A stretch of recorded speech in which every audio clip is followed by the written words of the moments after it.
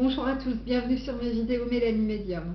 Alors aujourd'hui je vais vous parler d'un petit peu d'une technique très particulière que l'on me demande régulièrement et sur laquelle on m'a encore sollicité 2 fois hier et aujourd'hui, donc je pense qu'il y avait urgence pour moi de faire cette vidéo et sûrement pour plusieurs d'entre vous. Alors, il s'agit d'une technique de purification du logement. Alors, je vous avais déjà fait une vidéo quant aux techniques de protection, donc elles peuvent toutes les deux se combiner. Donc, je vous invite à aller regarder ça, les techniques de protection sur ma chaîne Mélanie Medium. Mais là, il s'agit vraiment de quelque chose de spécifique. Alors, je reçois régulièrement des demandes de personnes qui me disent « j'ai l'impression, j'ai une ambiance lourde dans ma maison, j'ai l'impression qu'il y a des présences, j'ai l'impression qu'il y a quelqu'un, des esprits, des entités, des énergies, etc. » Je ressens, j'ai des portes qui claquent, j'ai mon chien qui aboie pour on ne sait pas quelle raison, enfin bref. Peu importe les manifestations et peu importe si c'est dans une pièce ou si c'est dans la maison, la séance que je vous diffuse là aujourd'hui va pouvoir répondre à ça. Alors déjà, la première des choses à faire, et c'est ce qu'on oublie un petit peu trop souvent, c'est d'aérer son logement. Vous allez me dire, quel rapport? En fait, quand vous aérez, vous faites sortir certaines énergies et vous en faites rentrer d'autres, parfois un petit peu plus positives. Donc déjà, ça c'est la première des choses, c'est aérer très régulièrement son logement. Alors si vous avez plus de manifestations, par exemple dans votre chambre, il faut absolument aérer votre chambre minimum 10 minutes par jour. Qu'il pleuve, qu'il neige, qu'il vente, peu importe, c'est vraiment quelque chose d'important. Alors, il y a des gens qui sont venus me voir en me disant « oui, mais moi c'est une pièce que je ne peux pas aérer. Un cagibi, une cave, j'en sais rien. » Alors là, on va trouver d'autres procédés, mais en tout cas, dans la maison en général et dans les pièces de la maison qui peuvent être un petit peu plus sujets à ce genre de manifestation ou de phénomène, la première des choses, déjà, tout simplement, c'est d'aérer. Ensuite, ce que vous pouvez commencer par faire, donc après avoir aéré, c'est, si vous voulez, diffuser un petit peu de sauge. Alors de la sauge, je vais en présenter ici, ça peut se présenter sous cette forme, c'est-à-dire que sur des petits bâtonnets d'encens, enfin, pas d'encens, c'est de la sauge, mais ça se présente sous ce format-là, voilà. Et donc, vous allez ici allumer le bâtonnet, et donc, quand c'est une purification comme ça de temps en temps, vous voyez au niveau du bâtonnet, là, je ne sais pas si on le voit bien, mais je n'utilise que très peu. Voilà. Par exemple, moi je fais une séance de contact défunt, il y a une dizaine de personnes qui étaient présentes, je vais utiliser ça, pour vous donner une idée. Donc quand vous faites de temps en temps, vous dites tiens allez je vais purifier un petit peu la maison, vous n'êtes pas obligé de diffuser tout le bâtonnet, un petit bout comme ça c'est suffisant. Alors moi ça m'arrive aussi des fois de monter, je vais dans la maison puis je fais le tour et ça ne va diffuser que ça, il ne faut pas diffuser forcément tout le bâton. Par contre, en effet, quand on veut faire vraiment un soin particulier, c'est-à-dire où on a des manifestations qui sont importantes et dont on voudrait, entre guillemets, se débarrasser. Je vais vous donner donc une technique de purification, forcément il en existe d'autres, et je dirais qu'il va aussi exister des techniques de protection, c'est-à-dire que ça n'est pas parce qu'on purifie son logement qu'on fait une technique de dégagement que ça peut être suffisant. Normalement, ça apaise bien les choses, mais parfois, il faut continuer. C'est comme si, je sais pas, moi, vous vous lavez les cheveux, si vous ne les relavez pas dans 3 jours, ou si vous ne vous les brossez pas le lendemain matin, c'est fichu. Votre soin ne tiendra pas, il n'aura pas l'effet escompté. Là, c'est pareil. Donc, il va falloir faire le soin de purification, et puis ensuite, de temps en temps, voilà, revérifier que tout va bien. Alors, ce soin de purification, vous allez donc, et ça, je remercie encore une fois Cathy, je pense bien souvent à elle, et dans quelques vidéos comme ça, je parle d'elle, mais c'est elle qui m'a montré un soin de purification qui a très très bien marché chez moi.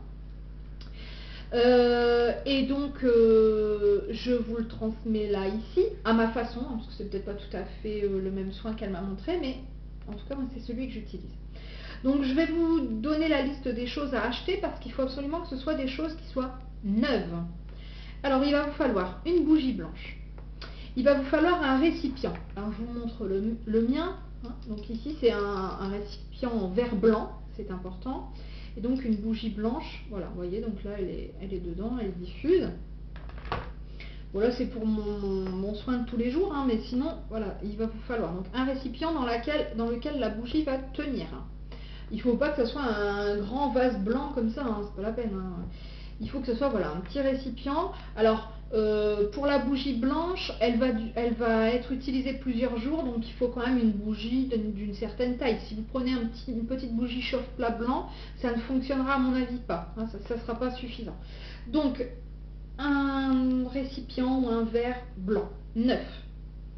Une bougie blanche, neuve, qui n'a jamais servi. Une boîte d'allumettes, neuve, jamais ouverte. Du gros sel, neuf, que vous venez d'acheter, hein, un paquet de gros sel. Et il vous faudra de l'eau, donc pareil, une petite bouteille d'eau qui n'a jamais été ouverte. Alors parfois, certaines personnes vont préférer prendre de l'eau bénite, donc ils vont prendre une bouteille vide ou un récipient neuf par exemple, et aller chercher de l'eau à l'église par exemple. D'autres personnes vont prendre une bouteille d'eau et aller la faire bénir ou rajouter de l'eau bénite dedans. Bon, vous pouvez éventuellement faire comme ça. Mais initialement, il faut que ce soit de l'eau, voilà, une petite bouteille d'eau qui ne fait pas partie du logement. En fait, c'est ça. Il faut que rien ne fasse partie du logement. Alors, vous achetez tout ça, mais vous ne le conservez pas chez vous 3 jours, 3 semaines avant de commencer. Vous l'achetez, vous faites le soin le jour même. D'accord ? Ou le lendemain éventuellement, mais vraiment, il ne faut pas que ça reste dans les énergies du logement. Donc, vous avez acheté tout ça. Vous allez donc, je vais vous le reprendre ici, dans le fond de ce récipient, mettre un petit peu de gros sel, et dans ce gros sel, vous allez verser un petit peu d'eau. Vous posez au-dessus votre bougie blanche. Avec votre allumette, vous allez donc mettre en route votre bougie. Quand vous allez commencer ça, vous allez vous mettre à la porte de votre logement, l'entrée, d'accord? Et donc, vous allez commencer votre soin de cette manière-là, au niveau de l'entrée. Faites très attention à l'horaire, parce que si vous faites votre soin aujourd'hui, par exemple, à 15 h chez vous, il faut que pendant les 7 jours qui suivent, vous puissiez faire ce soin à peu près à la même heure, donc entre 14 et 16 h. Hein, on ne va pas aller au-delà d'une fourchette d'une heure. Donc il faut que vous soyez assuré que pendant les 6 jours à suivre, hein, pendant les 7 jours au total, vous puissiez être disponible à cette heure-là. D'accord? Donc si vous faites ce soin à 23 h, il faut que tous les jours vous teniez jusqu'à 23 h. Donc soyez vigilants à ça. Moi je l'avais fait vers les coups de 6-7 h du soir, comme ça j'étais assurée tous les jours d'être rentrée chez moi. Alors, essayez vraiment de le faire à un moment où c'est calme, surtout le premier. Le deuxième, bon bah après c'est autre chose, mais le premier soin, il faut que ça soit calme. Si vous êtes seul dans le logement, c'est encore mieux. Mettez les animaux dehors si vous en avez, si vous pouvez. Hein. Bon. Essayez de faire pour le mieux. Soyez détendu, parce que de toute façon, voilà, il ne va rien se passer de dangereux, hein, n'ayez pas peur. C'est justement au contraire pour purifier. Donc vous allez commencer par aérer un petit peu votre logement, entre 10 à 30 minutes. Quand vous avez aéré, vous commencez donc à la porte avec votre petite bougie, là, votre petite préparation. Et vous allez donc faire le tour des pièces dans le sens inverse des aiguilles d'une montre. Vous allez remonter comme ça. Donc, vous allez commencer dans votre logement, vous allez partir vers la droite. L'objectif est de longer chaque mur de votre logement. Et donc, en longeant ce mur, je vais vous donner une prière qu'il faudra répéter. Hein. Du coup, vous allez la répéter des dizaines de fois au final, parce que vous répétez comme ça tout le long, vous longez les pièces. Et donc, il ne faudra rien oublier. C'est-à-dire, si vous avez, je pense à ma maison par exemple, je longe Ah, c'est très étrange. J'ai ma télé qui s'est remise en route. Bon, peut-être que je vais faire un soin aussi. Non, je plaisante. Non, je pense que je l'avais mis sur pause un petit peu trop longtemps. C'est pas grave. Donc vous allez longer le mur. Moi, je pense à ma maison, il y a un petit recoin avec une fenêtre, donc on longe. Et puis après, j'ai un petit placard. Ben, j'ouvre ce placard et je vais aussi passer avec ma bougie et ma prière dans ce placard. D'accord? Donc tout, les caves, le grenier. Alors je suis désolée, hein, pour ceux qui n'aiment pas les araignées, il va falloir y aller. Cave, grenier, placard, recoin, etc. On fait tout. Hein. L'objectif, c'est vraiment de faire le tour de la maison. Et donc, quand vous allez passer comme ça, alors si vous avez plusieurs étages, forcément, vous commencez par le rez-de-chaussée. Quand vous avez fini tout dans le même sens, hein, voilà, le sens inverse des aiguilles d'une montre, vous passez à l'étage et pareil, on repart dans le sens inverse des aiguilles d'une montre. Donc, on commence par la droite et puis on fait toutes les pièces comme ça par la gauche. Et si vous avez encore un étage, pareil. Hein. Alors, si vous avez un grenier, vous le faites, et si vous avez une cave, vous la faites en dernier. Cave, garage, etc. On fait tout.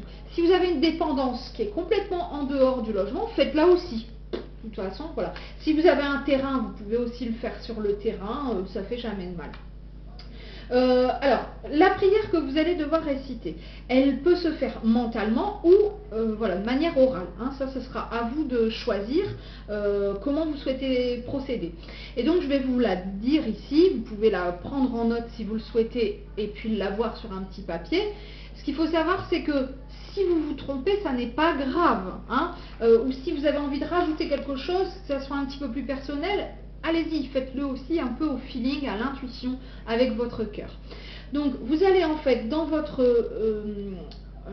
prière, demander à ce que toutes les entités qui ont été présentes dans le logement et qui sont toujours présentes dans le logement puissent monter dans la lumière. Vous allez aussi demander, je vais vous la dire après, ne vous inquiétez pas, je vais peut-être même la mettre en dessous, ça sera peut-être plus simple. En dessous de la vidéo, je vais vous l'écrire, comme ça vous n'aurez plus qu'à la recopier ou faire un copier-coller. Voilà. Vous demandez aussi finalement à ce que les lieux soient protégés et les habitants actuels des lieux le soient aussi.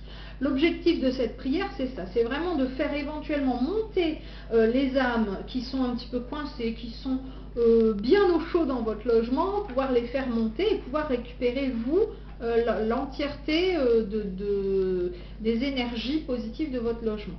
Alors, donc ça c'est une chose, donc la prière ça sera plus simple, hein. Je vais vous la noter juste en dessous de la vidéo. Quand vous avez terminé ce soin, vous allez à nouveau aérer votre logement 5-10 minutes, et principalement la pièce où éventuellement vous auriez entendu des choses, etc., où vous auriez eu plus de ressenti, de malaise. Et puis ensuite, il faudra donc bien garder et mettre de côté tout ce que vous avez pour pouvoir le refaire les 6 jours qui suivent, hein, donc dans votre logement.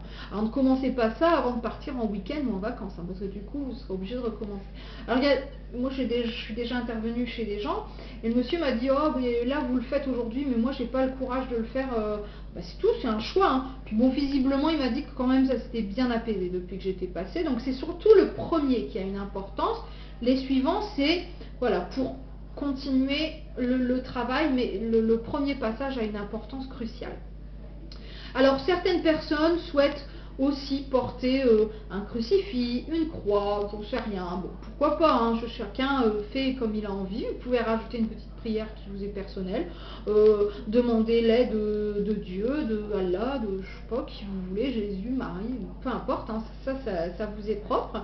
Ce que vous pouvez faire à la fin de ce soin, à la fin des 7 jours par exemple, c'est disposer un petit peu de gros sel à votre entrée, alors par exemple sous le paillasson, comme ça, voilà, et puis un petit peu, hein, des petits morceaux, hein, et puis aux 4 coins de la maison, hein, ça c'est réputé être protecteur, un protecteur assez fort, et puis surtout bien aérer régulièrement. Et donc à la fin de ces 7 jours, et ça vraiment c'est quelque chose d'important, vous allez récupérer tout ce que vous avez utilisé, la boîte d'allumettes, donc le récipient en verre blanc, la bougie blanche, le gros sel, vous allez tout récupérer, tout mettre dans un sac plastique et vous ne gardez rien. La bouteille d'eau aussi, j'avais oublié, vous ne gardez rien. Ne gardez pas la boîte d'allumettes même s'il en reste 50 dedans. Ne gardez pas la bougie parce qu'elle est presque pas entamée. Rien. Vous remettez tout dans le sachet et il va falloir vous en débarrasser de deux façons possibles. Soit vous le brûlez.